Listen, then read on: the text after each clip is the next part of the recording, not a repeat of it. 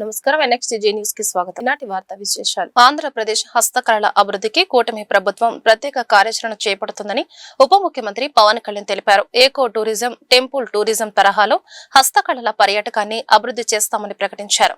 విజయవాడలో జరిగిన ఆంధ్రప్రదేశ్ హస్తకళ మహోత్సవం 2026ను ప్రారంభించిన ఆయన కళాకారుల స్టాల్స్ ను సందర్శించి వారి సమస్యలు తెలుసుకున్నారు. విజయవాడలో నిర్వహించిన ఆంధ్రప్రదేశ్ హస్తకళ మహోత్సవం 2026లో ఉప ముఖ్యమంత్రి పవన్ కళ్యాణ్ పాల్గొన్నారు. ప్రతి కళాకృతిపై QR కోడ్ ఏర్పాటు చేసి కళాకారుడి పేరు, వివరాలు, కళా విశేషాలను ప్రపంచానికి పరిచయం చేసే విధంగా చర్యలు తీసుకుంటామని తెలిపారు. హస్తకళల పర్యాటకాన్ని ప్రోత్సహిస్తూ రాబోయే గోదావరి పుష్కరాల్లో తోలుబొమ్మలాట, ప్రత్యేక ప్రదర్శనలు ఏర్పాటు చేస్తామని హామీ ఇచ్చారు. కళాకారుల ఆరోగ్య రక్షణ కోసం క్లస్టర్ల వారీగా వైద్య శిబిరాలు నిర్వహించాలని అధికారులను ఆదేశించారు. విబిజి రామ్జీ పథకం కింద కామన్ ఫెసిలిటీ సెంటర్లు ఏర్పాటు చేస్తామని, హస్తకళలకు అంతర్జాతీయ స్థాయి గుర్తింపు తీసుకొస్తామని చెప్పారు. రాష్ట్ర ప్రభుత్వం వచ్చిన తర్వాత ఎంత ఎఫర్ట్ పెట్టామనేది మీకు దీనికి మనకి నిదర్శనం.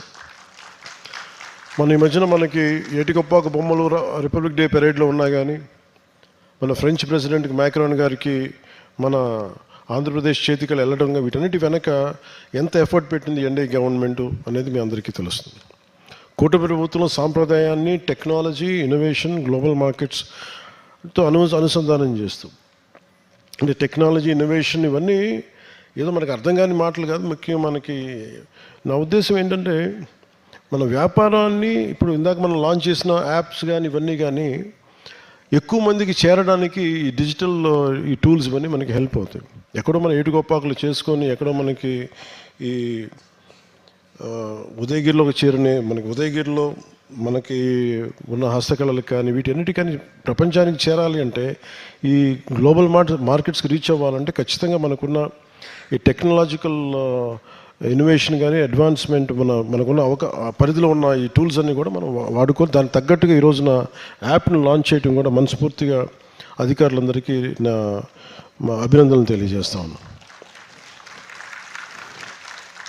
సో దీనికి ఇందాక చెప్పినట్టుగా టెక్నాలజీ, ఇన్నోవేషన్, గ్లోబల్ మార్కెట్స్ తోటి అనుసంధానం చేస్తూ హస్తకళా రంగానికి ఒక కొత్త దిశను చూపిస్తూ కళాకారుల సంక్షేమం, design development, branding, marketing, skill development, exports వంటి ప్రతి అంశంపై అందరూ సమగ్రంగా పనిచేస్తున్నారు.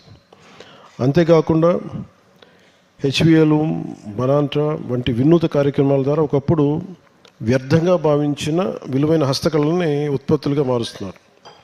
మన ఊళ్ళల్లో ఉన్నప్పుడు ఇప్పటికీ చూస్తే గుర్రపు ఒక ఉపయోగం లేనిది అనుకుంటారు, ఏదైనా వ్యర్థమైన అనిపిస్తుంది. అలాంటిది ఆ గుర్రపు డెక్క ఆకుతో కూడా మనకి పనికొచ్చే వస్తువులు చేయొచ్చు, బ్యాగ్స్ చేయొచ్చు. ఇవన్నీ నేను ఇందాక స్టాల్స్లో చూస్తున్న చాలా చాలా ఆనందం వేస్తుంది. అంటే ఏది కూడా ప్రకృతిలో ఏది వ్యర్థం అవ్వదు. ఈ వాడేసిన వదిలేసిన ఆంధ్రప్రదేశ్ పర్యాటక రంగంలో కీలక ముందడుగు పడింది. దేశంలోని తొలి AI ఆధారిత పర్యాటక రాష్ట్రంగా ఏపీని తీర్చిదిద్దే లక్ష్యంతో ప్రభుత్వం చారిత్రాత్మక నిర్ణయం తీసుకుంది.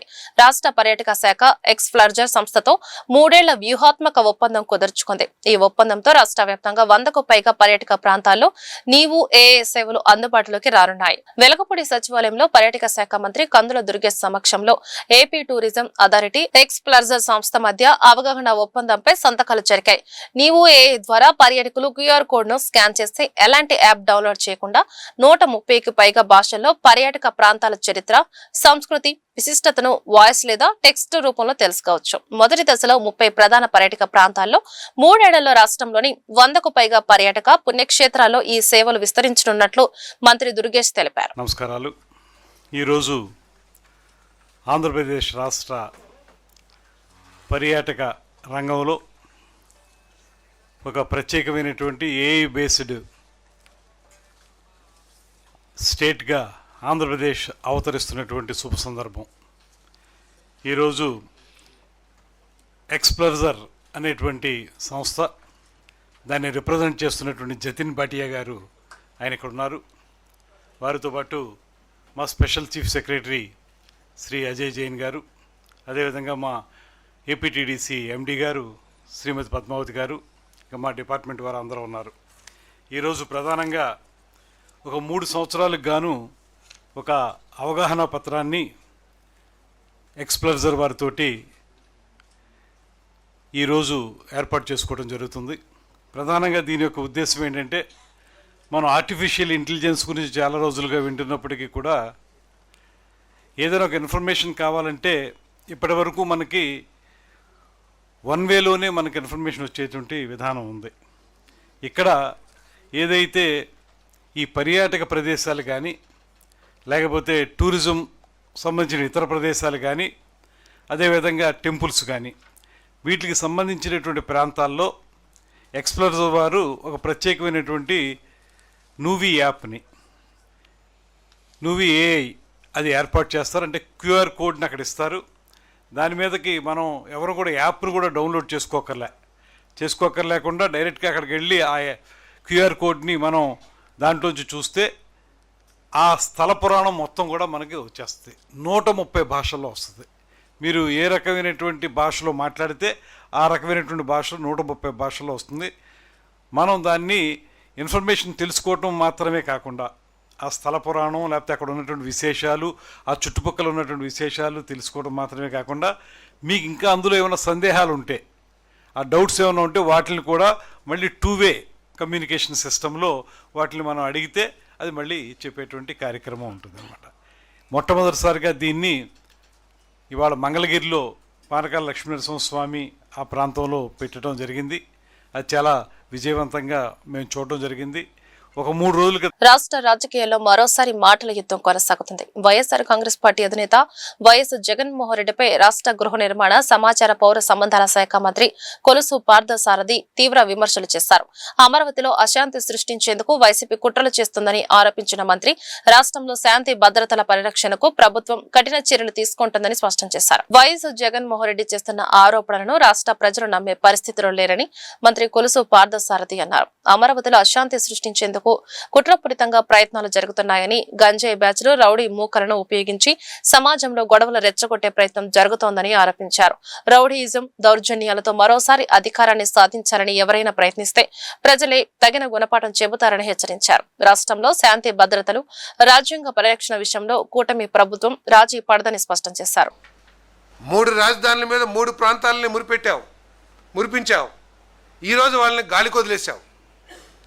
నీ సిద్ధాంతం మీద, నీ ఆలోచన మీద నీకు నమ్మకం ఉంటే, ఓటమి సర్వసాధారణ ప్రజాస్వామ్యంలో గెలుపు ఓటములు, నీ సిద్ధాంతం మీద కానీ నీ ఆలోచన మీద కానీ నీకు నమ్మకం ఉంటే, ప్రజలకు నమ్మకం ఉందా లేదో పక్కన పెట్టండి, నీకు నమ్మకం ఉంటే అదే 3 రాజధానుల వాదనను ఎందుకు కొనసాగించలేకపోయావు?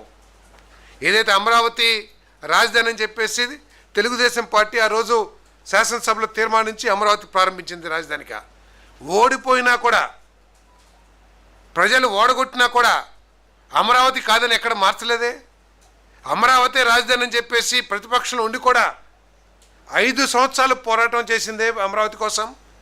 మరి నీకు నిలకడలేని మనస్తత్వం, ఆలోచన లేని సిద్ధాంతం, నీ నోటికొచ్చింది, నీ మనసుకు నచ్చిందే సిద్ధాంతం అనే విధంగా నడుచుకుంటావు. కాబట్టి ఈరోజు అమరావతి మీద విద్వేషాలు రేపుతామని చెప్పేసి మనం చేస్తాను. ఏదో రైతులు ఆ రోజు కూడా చేశావు, 2019కి ముందు కూడా రైతులందరూ తీవ్ర అసంతృప్తితో ఉన్నారు. రైతుల భూములు లాక్కుంటున్నారు. అమరావతి ఒక రియల్ ఎస్టేట్ అని రకరకాలుగా నువ్వు కేసులు పెట్టావు, ఎంక్వైరీ చేశావు. అయినా కూడా ప్రజలు నిన్ను ఓడగొట్టారు. ఓడిపోయిన తర్వాత కూడా మళ్ళీ అమరావతిని నువ్వు సపోర్ట్ చేసి ఈరోజు ఎందుకు చేస్తున్నావు అని చెప్పేసి మనం చేస్తాను. ఎక్కడైనా సరే ఏదైనా ప్రాంతంలో ప్రజలకి ఏదైనా నష్టం జరిగిందనే భావన ఉంటే అక్కడి ప్రజలు అక్కడే ఉద్యమం మొదలు పెడతారు. తర్వాత రాజకీయ పార్టీలు వెళ్ళి వారికి సపోర్ట్ చేయటం కానీ, ఆ వాదాన్ని ఇంకా పై స్థాయికి తీసుకెళ్తానికి కానీ ప్రయత్నం చేస్తారు. కానీ ఇక్కడ జగన్మోహన్ రెడ్డి గారు ఈ అమరావతి ప్రాంతంలో లేని అసమ్మతిని రెచ్చగొట్టి, అమరావతి ప్రాంతంలో రైతులు ఎవరైతే చెబుతున్నావో నువ్వు అసమ్మతితో ఉన్నారు, భూములు ఇస్తానికి వ్యతిరేకంగా ఉన్నారని ఏదైతే చెప్తున్నావో ఆ రైతుల్ని కలుపుకోకుండా నువ్వు గంజాయి బ్యాచ్ల్ని, రౌడీ షీటర్ని, రౌడీల్ని బెజవాడ నుంచో లేకపోతే కడప నుంచో లేకపోతే ఇంకెక్కడి నుంచో తీసుకొచ్చి ఈ అమరావతి ప్రముఖ సినీ నటుడు ప్రకాష్ రాజుపై బీజేపీ సీనియర్ నాయకుడు విష్ణువర్ధన్ రెడ్డి కదిరి పోలీస్ స్టేషన్ లో ఫిర్యాదు చేశారు. ప్రకాష్ రాజు సామాజిక మాధ్యమాల ద్వారా విద్వేషాలను రెచ్చగొట్టేలా వ్యాఖ్యలు చేస్తున్నారని, రాష్ట్ర ప్రభుత్వం హిందూ దేవాలయాలు, శ్రీరాముడిపై వివాదాస్పద వ్యాఖ్యలు చేశారని ఆరోపించారు. కదిరి పోలీస్ స్టేషన్ లో ఫిర్యాదు అనంతరం మీడియాతో మాట్లాడిన బీజేపీ నేత విష్ణువర్ధన్ రెడ్డి, ప్రకాష్ రాజ్ ప్రధాని నరేంద్ర మోదీ, ముఖ్యమంత్రి నారా చంద్రబాబు నాయుడు, ఉప ముఖ్యమంత్రి పవన్ కళ్యాణ్ పై విద్వేషపూరిత వ్యాఖ్యలు చేస్తున్నారని ఆరోపించారు. అలాగే ప్రకాష్ రాజుకి వైఎస్ఆర్ కాంగ్రెస్ పార్టీ, వైఎస్ జగన్మోహన్ రెడ్డి, భారత కమ్యూనిస్టు పార్టీ నాయకత్వం మద్దతు ఇవ్వడం వారి ద్వంద్వ వైఖరిని సూచిస్తుందని విమర్శించారు. హిందూ సమాజం మనోభావాలను దెబ్బతీసేలా వ్యవహరించారని పేర్కొంటూ నమోదైన ఫిర్యాదుపై పోలీసులు చట్ట ప్రకారం దర్యాప్తు జరిపి తగిన చర్యలు తీసుకోవాలని విష్ణువర్ధన్ రెడ్డి డిమాండ్ చేశారు. ఆంధ్రప్రదేశ్లో గత వారం 10 రోజుల నుంచి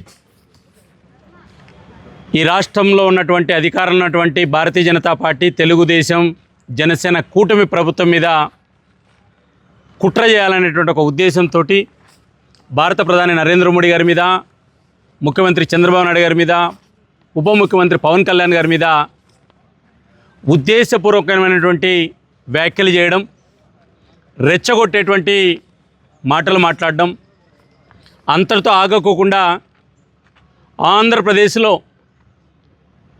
కులాల మధ్య, మతాల మధ్య చిచ్చు పెట్టాలనేటువంటి ఒక ప్రయత్నం, కోట్ల మంది ఆరాధ్య దైవంగా ప్రేమించేటువంటి భగవాన్ శ్రీరామచంద్రుడి మీద, హిందూ ధర్మం మీద కుట్రపూరితమైనటువంటి వ్యాఖ్యలు జరుగుతున్నాయి. దీని వెనక ప్రధానంగా 4 రోజుల కింద అరెస్ట్ అయినటువంటి జోసఫ్ అనేటువంటి ఒక వ్యక్తి, అతను పెద్ద ఎత్తున ఈ రాష్ట్రం మీద కుట్రబనడం, హిందూ మతం మీద ద్వేషించడం, స్వామీజీలు, సన్యాసుల మీద, దేవాలయాల మీద దాడులు చేయాలని ప్రేరేపించినటువంటి విషయంలో ఈ మధ్య అరెస్ట్ కావడం జరిగింది. పూర్తిగా ఈ జోసఫ్ ఎవరైతే అరెస్ట్ అయ్యారో, ఈ దేశం మీద కుట్రబడినటువంటి వ్యక్తులు ఎవరైతే ఉన్నారో, దీన్ని పూర్తిగా ఈ కుట్ర వెనక ప్రకాష్ రాజ్ గారి యొక్క ఆర్థిక సహకారం, సినిమా నటుడు ప్రకాష్ రాజ్ గారి యొక్క ప్రేరణ, వారి యొక్క ఆలోచనే ఈరోజు ఆంధ్రప్రదేశ్లో ఈ రకమైనటువంటి యొక్క దాడులకు కుట్రబడినారనే విషయం స్పష్టంగా అర్థమవుతుంది. నిన్న అరెస్టు చేసినటువంటి యొక్క జోసఫ్కి సంబంధించిన విషయంలో గత వారం రోజులుగా ఆంధ్రప్రదేశ్, తెలంగాణలో అనేక మందికి ప్రకాష్ రాజ్ గారు ఫోన్లు చేయడం, ఆంధ్రప్రదేశ్ ప్రభుత్వం మీద ఉసికొల్పడం, ఈ దేశానికి వ్యతిరేకమైనటువంటి చర్యలు చేయడం అనేటువంటిది కొన్ని ఆడియోల ద్వారా కూడా దొరకడం జరిగింది. ప్రకాష్ రాజ్ గారు ఇది మొదటిది కాదు. గతంలో అనేక సందర్భాల్లో హిందూ సమాజాన్ని విచ్ఛిన్నం చేయడానికి, ఈ దేశానికి వ్యతిరేకంగా ఉమర్ ఖలీద్ లాంటి ఒక దేశద్రోహులు ఎవరైతే జైల్లో ఉన్నారో వాళ్ళకి మద్దతు ఇచ్చినటువంటి చరిత్ర ఆయనకుంది. అందుకు ఈరోజు ప్రకాష్ రాజ్ యొక్క చర్యల మీద భారతీయ జనతా పార్టీ నుంచి నేను వ్యక్తిగతంగా ఈరోజు పోలీస్ స్టేషన్లో ఫిర్యాదు చేయడం జరిగింది. పేద ప్రజలకు కొండంత భరోసా ముఖ్యమంత్రి సహాయ నిధి ఎమ్మెల్యే డాక్టర్ బూర్ల రామాంజనేయులు గుంటూరులోని పత్తిపాడు నియోజకవర్గ క్యాంపు కార్యాలయం నందు 39.40 లక్షల విలువ గల ముఖ్యమంత్రి సహాయ నిధి చెక్కులను 42 మంది లబ్ధిదారులకు అందజేశామని పత్తిపాడు నియోజకవర్గ శాసనసభ్యులు డాక్టర్ బూర్ల రామాంజనేయులు తెలియజేశారు. ఈ సందర్భంగా ఎమ్మెల్యే మీడియాతో మాట్లాడుతూ ముఖ్యమంత్రి సహాయ నిధి పేదలకు, ఆర్థికంగా వెనుకబడిన వారు ఎదుర్కొనే తీవ్రమైన ఆరోగ్య సమస్యలకు, అకస్మాత్ ప్రమాదాలకు వంటి సందర్భాల్లో ఆర్థిక సహాయం అందించేందుకు ప్రభుత్వం ఏర్పాటు చేసిన ముఖ్యమంత్రి సహాయ నిధిని ఏర్పాటు చేయడం జరిగిందని చెప్పారు. దేశంలో ఎక్కడా లేని విధంగా సీఎం సహాయ నిధి చెక్కులను పంపిణీ చేసిన ఘనత రాష్ట్ర ముఖ్యమంత్రి నారా చంద్రబాబు నాయుడుకే మరియు ఆంధ్రప్రదేశ్ ప్రభుత్వానికి దక్కుతుందని చెప్పడం గర్వంగా ఉందని అన్నారు. మన పత్తిపాడు నియోజకవర్గంలో 22వసారి సీఎం రిలీఫ్ చెక్కులను పంపిణీ చేయడం అనేటువంటి జరుగుతోంది. ఈరోజు దాదాపుగా 27 మందికి మనం రియంబర్స్మెంట్ చేస్తున్నాం. 15 మందికి ఎల్ఓసీలు ఇచ్చాం. దాదాపుగా 3,94,00,000 రూపాయలు ఈ ఒక్కరోజే పంపిణీ చేయడం అనేటువంటి జరుగుతోంది. కూటమి ప్రభుత్వం ఏర్పడిన మరుక్షణం నుంచి కూడా బాధితులు ఎవరైనా కావచ్చు, ఇర్రెస్పెక్ట్ ఆఫ్ పార్టీ, కులాలకు మతాలకు అతీతంగా వారు ప్రైవేట్ ఆసుపత్రుల్లో వారి చికిత్స నివారణ నిమిత్తం చేపట్టినటువంటి ప్రక్రియలో ఏర్పడినటువంటి ఖర్చులను ప్రభుత్వం రియంబర్స్మెంట్ చేయడం అనేటువంటిది బహుశా దేశంలో ఏ రాష్ట్రంలో కూడా ఇంత పెద్ద ఎత్తున జరగడం లేదు. ఒక్క ఆంధ్రప్రదేశ్లో నారా చంద్రబాబు నాయుడు గారు ముఖ్యమంత్రి ఆధ్వర్యంలోనే ఈ కార్యక్రమం జరుగుతుందని చెప్పడానికి నేను ఎంతో గర్వపడుతున్నా. ఇప్పటి వరకు పత్తిపాడు నియోజకవర్గంలోనే ఈ 2 సంవత్సరాల్లోనే దాదాపుగా 13 కోట్ల రూపాయలు పంపిణీ చేశాం. 1026 మంది లబ్ధిదారులకు ఈ సహాయం అందింది.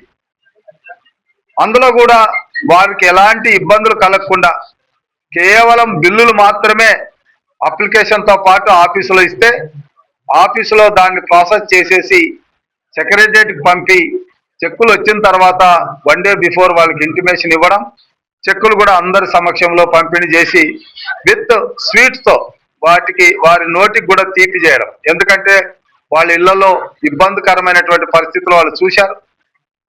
మరి ఆరోగ్యపరమైనటువంటి ఇబ్బందులు ఎదురైనప్పుడు కుటుంబాల్లో జరిగేటటువంటి పరిణామాలు మనకు తెలుసు. అలాంటి పరిణామాలతో ఉన్నటువంటి ఇబ్బందుల్లో ఉన్నటువంటి మా సోదరిమణులను ఆదుకోవడానికి కూటమి ప్రభుత్వం ప్రతి నెల సీఎం రిలీఫ్ చెక్కుల్ని పంపిణీ చేయడం అనేటువంటిది ఆనవాయితీ. హోసన్న మినిస్ట్రీస్ ఆవిర్భవించి జూలై 7వ తేదీన 50 సంవత్సరాలలోకి అడుగుపెడుతున్న శుభ సందర్భంగా సహకరించిన ఆత్మీయులు, శ్రేయోభిలాషులు, అధికారులకు ధన్యవాదాలు తెలుపుతున్నామని దైవ సేవకులు Abraham, John Wesley, Freddy Paul, Ramesh అన్నారు. స్థానిక గోరంట్లలోని హోసన్న మందిరంలో ఏర్పాటు చేసిన మీడియా సమావేశంలో వారు మాట్లాడారు. దైవజనులు హోసన్న 1948 సంవత్సరంలో నెల్లూరులో పుట్టి ఆ తర్వాత 18 ఏళ్లలో దేవుడి సేవ నిమిత్తం 1968లో సేవ చేయడం ప్రారంభించారని తెలిపారు. 1977లో జూలై 7వ తారీఖున గుంటూరు, అమరావతి మధ్యలో లేమల్లె 14 మైళ్ళలోని దైవ క్షేత్రంలో ఒంటరిగా సేవ ప్రారంభించారని చెప్పారు. నాటి నుండి నేటి వరకు 50వ వసంతంలోకి అడుగుపెట్టబోతున్నామని చెప్పారు. 7వ తారీఖు ఉదయం నుండి 10వ తారీఖు మధ్యాహ్నం వరకు హోసన్న మినిస్ట్రీస్ సేవకురాళ్లు అందరికీ సేవకుల సదస్సు ఉంటుందని చెప్పారు. ఈ సేవా సదస్సులో ఎడతెరిపి లేకుండా ప్రార్థనలు, సందేశాలు ఉంటాయని తెలిపారు. పత్రికాముఖంగా అలాగే ఎలక్ట్రానిక్ మీడియా పరంగా సహకరించిన ఆత్మీయులు, శ్రేయోభిలాషులు, అధికారులు అందరికీ, అలాగే పత్రికా జర్నలిస్టు మిత్రులందరికీ కూడా థ్యాంక్స్ చెప్దామని చిన్న కార్యక్రమం ఏర్పాటు చేయడం జరిగింది. క్రైస్తవులందరికీ విదితమే. దైవజనులు యేసన్న గారు 1948లో నెల్లూరులో పుట్టి ఆ తర్వాత 18 ఏళ్ల వయసులో దేవుని సేవ నిమిత్తం బయలుదేరి 1968 సంవత్సరంలో సేవకు వెళ్ళడం, అలాగే 1977 గుర్తుపెట్టుకోండి, 1977 జూలై 7వ తారీఖున గుంటూరు, అమరావతి మధ్యలో లేమల్లె 14 మైల్ ప్రస్తుతం దయాక్షేత్రంలో ఒంటరిగా సేవ ప్రారంభించారు. నాటి నుంచి ఇది 50వ వసంతంలో అడుగు పెట్టబోతున్నా. వాస్తవంగా 7వ తారీఖు జూలై నెల పెట్టాలి, కానీ రేపు 7వ తారీఖు ఉదయం నుంచి 10వ తారీఖు మధ్యాహ్నం వరకు హోసన్న మినిస్ట్రీస్ సేవకురాలందరికీ ఇక్కడ సేవకుల సదస్సు ఎడతెరిపి లేకుండా. మరి హోసన్న మినిస్ట్రీస్ని దైవజనులు యేసన్న గారి ద్వారా ఒంటరిగా యేసన్న గారు ఉన్నప్పుడు స్థాపించబడి మరి ఆనాడు మొదలుకొని ఈనాడు వరకు ఈ సేవని దేవుడు ఎంతగానో ఆశీర్వదించి ఈ విధంగా 50 సంవత్సరాలు ఒక గోల్డెన్ జూబ్లీని జరుపుకోవడానికి దేవుడు చక్కని అవకాశాన్ని ప్రసాదించారు. మరి ప్రారంభం అల్పమైన, ముగింపు మహిమకరంగా ఉంటుందని వాక్యంలో రాయబడిన ప్రకారం కొద్దిగా ఆరంభించిన ఈ పరిచర్య దేవుడు ఈరోజు తెలుగు రాష్ట్రంలో కాకుండా భారతదేశం అంతా ఈ పరిచర్య వ్యాప్తి చెందడానికి ప్రభు సహాయం చేశారు.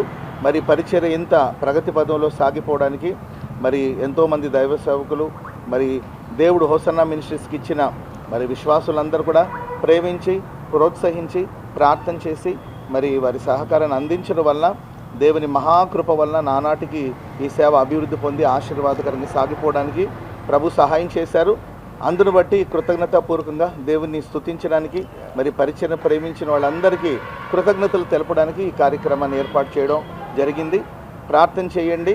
రాబోయే కాలంలో మరి పరిచర్య మరింతగా దేవుడు ఆశీర్వదించి దైవజనులు యేసన్న గారు ప్రయాసంతో ప్రారంభించిన ఈ పరిచర్య ప్రభు రాకడ వచ్చేంత వరకు నిలిచి ఉండినట్లుగా మరి పరిచర్య మీద దేవుని యొక్క ఆశీర్వాదం ఉండేటట్లుగా మీరు ప్రార్థన. హోసన్న మినిస్ట్రీస్ తరపున ప్రేమపూర్వకమైన వందనాలు తెలియజేస్తూ ఉన్నాను. మరి దైవజనులు యేసన్న గారిని దేవుడు ఏర్పరచుకున్నారు. సరిగ్గా 50 సంవత్సరాల క్రితం వారు దేవుని ద్వారా దర్శనం పొందినటువంటి వారు. బైబిల్లో కూడా వ్రాయబడింది.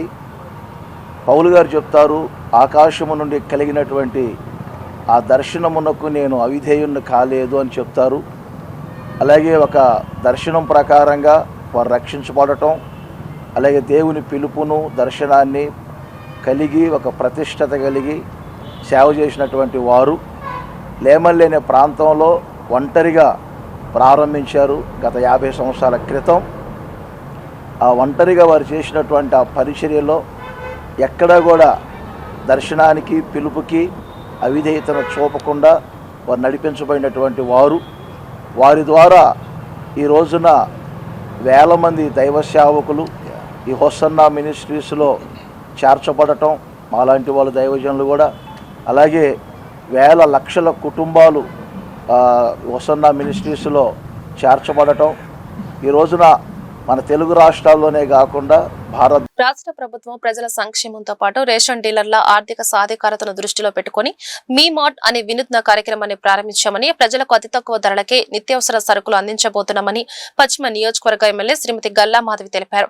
మంగళవారం గుంటూరు 34వ డివిజన్ దేవాపురంలోని రేషన్ షాప్ నెంబర్ 30లో ఏర్పాటు చేసిన మీ మార్ట్ నీది నాది మనందరిది కిరాణా విక్రయ కేంద్రాన్ని ఎమ్మెల్యే ప్రారంభించారు. ఈ సందర్భంగా ఎమ్మెల్యే మాట్లాడుతూ రేషన్ దుకాణాల ద్వారా గతంలో బియ్యం, పంచదార, గోధుమ పిండి, జొన్నల వంటి ప్రభుత్వ సరుకుల పంపిణీ మాత్రమే జరిగేదని తెలిపారు. ఇప్పుడు అదే కేంద్రాల్లో నిత్యావసర సరుకులను కూడా విక్రయించే అవకాశాన్ని ప్రభుత్వం కల్పించిందన్నారు. ఈ కార్యక్రమాన్ని గత ఏడాది కుప్పంలో పైలట్ ప్రాజెక్టుగా ప్రారంభించి విజయవంతంగా నిర్వహించారని తెలిపారు.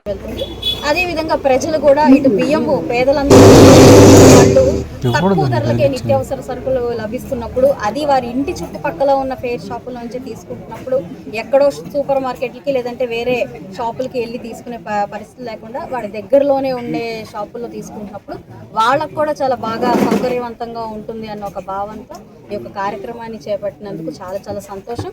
నిన్న మనకి పత్తిపాడు నియోజకవర్గంలో దాదాపు ఒక 8 షాపులు మన గౌరవ మంత్రివర్యులు మా మనోహర్ గారి చేతుల మీదుగా ఇవి స్టార్ట్ అవ్వడం జరిగింది. డిస్ట్రిక్ట్ వైజ్గా నిన్న స్టార్ట్ అయింది. ఈరోజు మన పశ్చిమ నియోజకవర్గంలో కూడా దీన్ని ఇటు డిఎస్ఓ మేడం గారితో, ఎంఆర్ఓ గారితో, ఇక్కడ ఉన్న డీలర్స్తో, నాయకులతో అందరితో కలిసి షాప్ను ఓపెన్ చేసుకోవడం చాలా చాలా సంతోషకరంగా ఉంది. వీరికి చేయూతనివ్వడమే ప్రభుత్వం యొక్క లక్ష్యం.